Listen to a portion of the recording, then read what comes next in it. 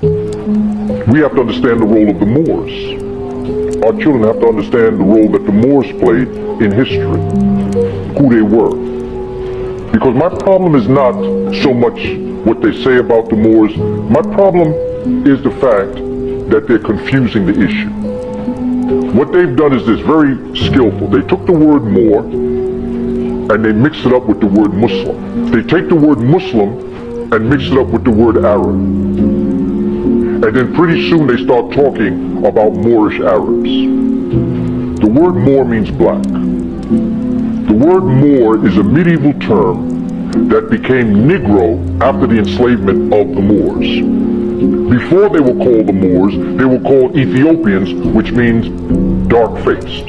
Ethiopia was the land of the burnt face. Ethiopians were the people from the land of the burnt face. Moor does not mean Muslim. There were Moors who were Kemites or followed the Kemetic legacy. It is important that, yes, a very important facet of the Moors that went into Europe post 710 AD happened to practice the Islamic faith. But not all Moors are Muslims. You could be a Moor and not have any faith system that you followed particularly at all. And once we get to that, then we can understand that it was we the Moors, the Africans. See, the Moors were the libraries, were the collected libraries of all ancient wisdom up until that point. And the Moors of their time took this information and took it to a higher level. To think that Africans brought into Europe sidewalks, streets lit by lamps for miles that you could walk. To think that the Moors were able to control the flow of water so that water could flow into your home where you could get both hot and cold water. That they could build according to the wind systems so that you had air conditioning in the warmer weather and heat in the cooler weather. This is what the Moors brought in. The Moors brought in strawberries and lemons. They brought in different ways of eating. They brought in the idea of eating in courses. They started the first musical conservatory in Europe. The first musical school was created by Moors. And they started the universities that we today call Oxford and Cambridge. Some of these people from Oxford and Cambridge became so smart they came to these new colonies and they started a college that's called King's College in New York City.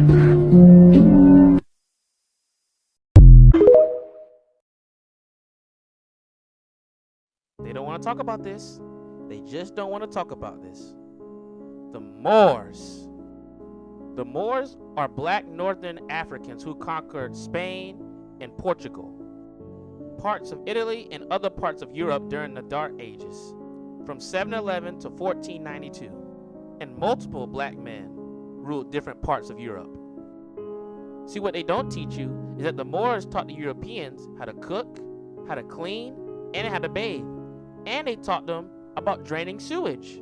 Because see, before the Moors, people were using the bathroom on the side of the streets, unorganized. People were dying of different diseases. Nobody was organized. The Moors brought in the education system and established one of the first universities, and they taught Europeans about classical music. Just to tell you how advanced these people were, the people who are teachers under the Moors were getting the equivalent of $40,000 a year back then. That just tells you how powerful these people were and how powerful their movement and how much they were inspiring this civilization to get out of the Dark Ages. But they don't teach you this stuff. They don't teach you that. They just don't. You have to do the research.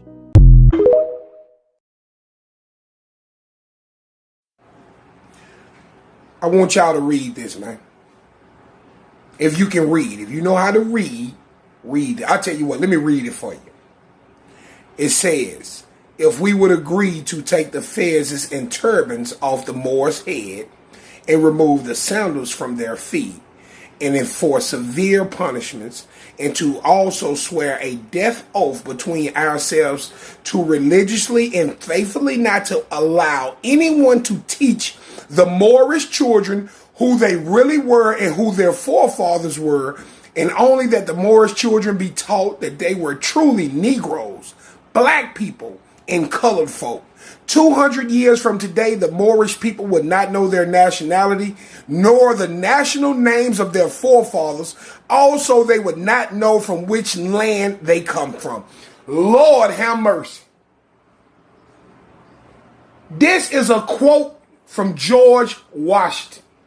This is not a hoax. This is not made up. This was said by George Washington. What has to happen for you people to realize what is being said here? What's got to happen, man? I ain't gonna lie, I'm starting to realize that, man, it's only a small percentage of people that's actually intelligent, dog. That's just what it is, man, because I'm tired of fighting this battle. Listen, guys, I didn't come into this calling myself a Moor. I don't call myself El, Bay, Al, none of that, all right? I simply do the research, okay? Upon my research, I found more and more and more and more and more and more. As you look into the history of this world, you find Moors. From the beginning up until now, you find Moors building. You find Moors establishing the first education systems. You find Moors doing all of the great and amazing things. Yet for some reason, you people seem to think the Moors are some people that sold you into slavery. You think the Moors are the people that's responsible for your condition in life now. Y'all some straight up dum-dums. I'm going to keep it real. Straight up dum-dums. This man is telling you who you are and why they put together a plan to make sure you don't know who you were. That black nobility y'all talking about, that was the Moorish royal bloodline. That was your bloodline. You are the Moor. A Moor was synonymous with the word black. So if you was a black person 1,000 years ago, you were called a Moor. 500 years ago, you was called a Moor. Stop trying to run from who you are and what. Remember, anything that says Spanish came from Moorish, right? Therefore, the Spanish people today are being treated the way that they're treated because they're really Moriscos. They're really the Spanish that helped dispossess everybody else. And the reason it's called the Spanish Inquisition because the Roman ruler Philip II declared when the Moors were defeated that they would no longer be called Moors. That's in 1511 AD. And declared that all Moorish property, all Moorish wealth, all Moorish legacy, all Moorish literature would be claimed by the Vatican and by Spain. And so Moorish Latin, which is your language, aside from Aramaic, Hebrew, and Arabic, the major language of these Asiatics here in North America who think that they're black but are not, is Moorish Latin. Incorrectly called Spanish.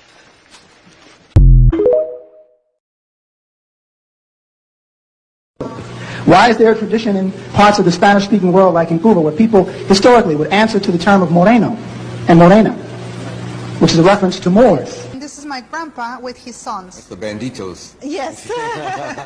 And this is the wedding of my parents. Oh, look how pretty your mom is. But he's a dark man and She's he, like- right, So your family is part black? is part black. And it's something that was omitted until I was 19 years old. How did you find out that you were part black? Because I traveled to Cuba. I asked my grandpa, why you never told me we are black? And he called my hand and told me, sweetie, we are not black, we are morenos. A moreno. Of course, he was aware that he was a black man, but he rejected that identity. That's interesting. And I think this happens in most families, that you hide the black grandma. Historically, if somebody called you a negro, they were trying to piss you off. Because it was understood that they were essentially calling you a slave. Salam, everyone. Y'all know in our ancient culture, within the Spanish-speaking world, like in Mexican American and Moorish American communities, to where we answer to the term of Morano, Moro, Mora, Morena, and Morano, which is a reference to your genetical bloodline of your personhood. Here is a tradition of Sufi Moros that can be found in central Mexico City. They still practice their musical instruments, and they still practice also their dances here and there and other sorts of other rituals. And another thing, there is a very good reason why Mexican Americans, Trinidadians, and Venezuelans, anybody that's from Peru, does not refer to themselves as Negroes or anything that's referred to themselves as black, because historically it meant you was calling them slaves. This is to all my brothers and sisters from Spain to Central and South America. I see. Salam, everyone.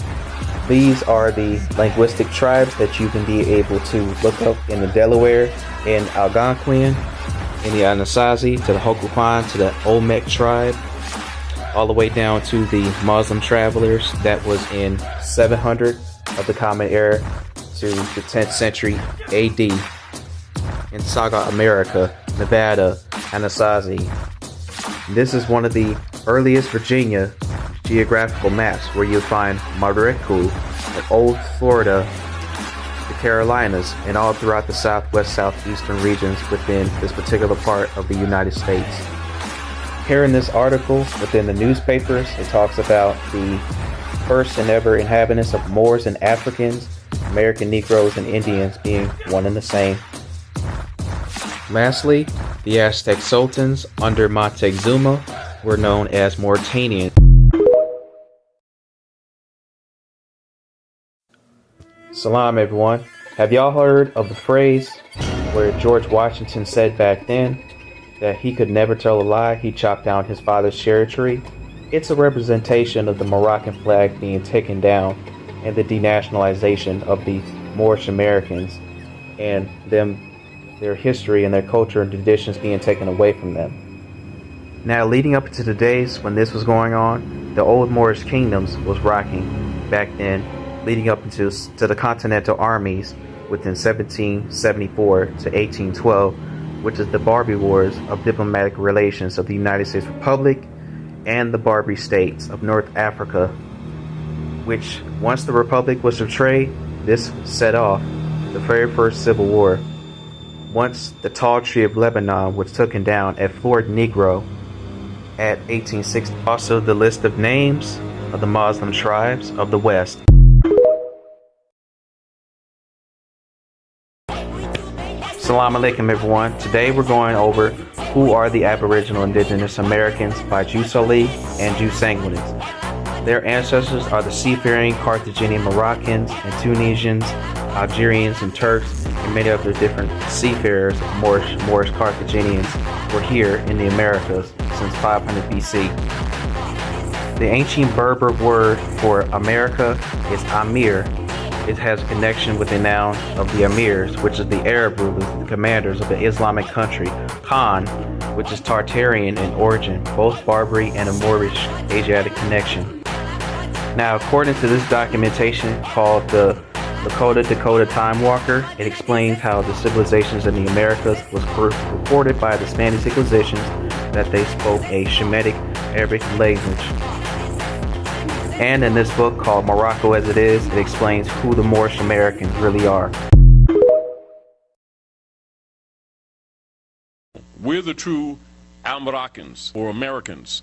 The European colonists took over and started calling themselves Americans and started changing the history, saying that they brought us here. We were always here. You've got pyramid kuntas in Central and South America that are older than the pyramids in Giza in Ephraim that the people call Egypt. Older. You've got civilization principles that are here in Lower Egypt that you call Kentucky and Tennessee area that is older than they are in what you call Egypt. But those things are held secret because they don't want these people to know that they're the heirs apparent to this land. So they branded them Negro, black, and colored to cut off the linear history. So when the people think they're Negro, black, and colored, they can't tie to the illustrious history of the founders of civilization. As a matter of fact, they keep trying to leave and everybody else trying to come here because they don't even know that this is the hub, the North Gate.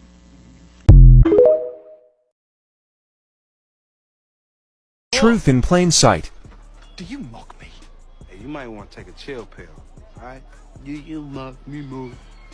You would do well to mind your tongue, Moor. Silence, Moor. Tell me, when will the Duke arrive? Look like you can use some help. If you think I need help, you do not understand the game, Moor. More? Well, I prefer lordship. Mind your back, Moor.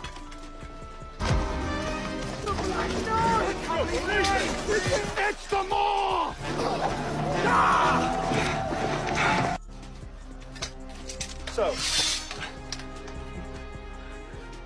Moor's a swordsman.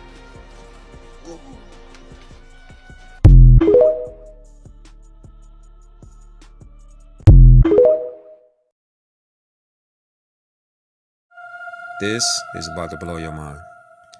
George Washington, chairman of the Continental Congress of 1774, is documented saying, "If we would agree to take the fezzes and turbans off the Moors' heads and remove the sandals from their feet and enforce it with severe punishments, and also swear a death oath between ourselves to religiously and faithfully not allow anyone to teach the Moorish children whom they really are or who their forefathers were, and only allow the Moorish children to be taught that they were truly Negroes, black people, and colored folks."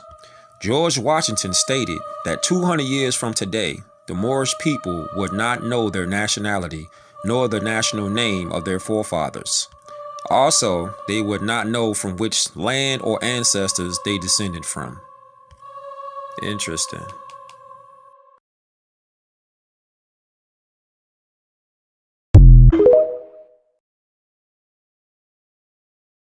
This flag was built in 1915.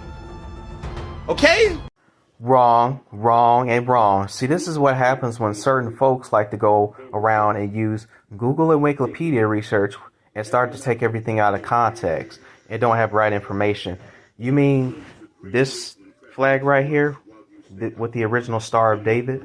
Now, as much as you black Indians don't want to admit it or not, this foundation of the Americas, including the United States of America, was founded on Islam by the Muslims. John Adams been told y'all that a long time ago. Even Barack Obama, the former president of this country. But since you want to talk about treaties and documentation, you can pause to read that. The American Caliphate being within the Americas of them having the Stars and Spangled Banner. Look up the Negro Law of South Carolina and also look up the 1793 Moorish Sundry Act. Okay?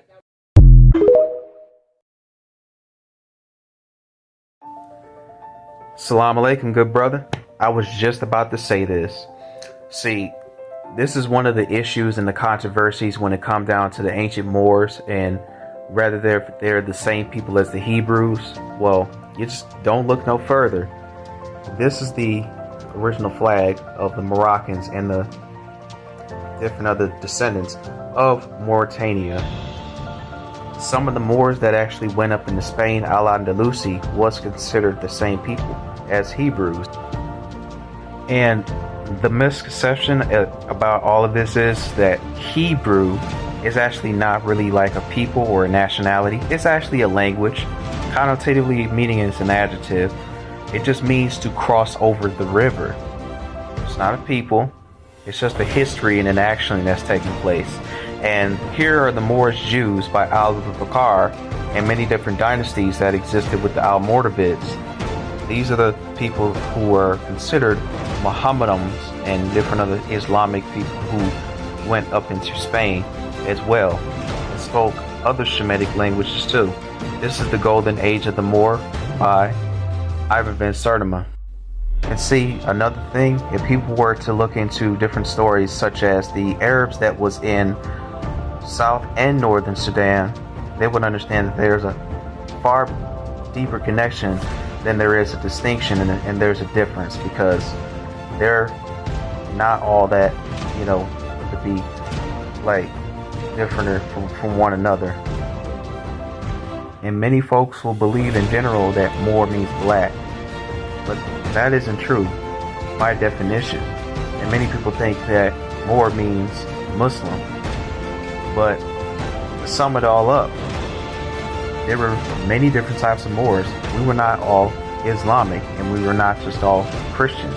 We were also known as Jews, and we also practiced the Kemetic, Phoenician, and Sumerian systems and customary laws and traditions and cultures as well.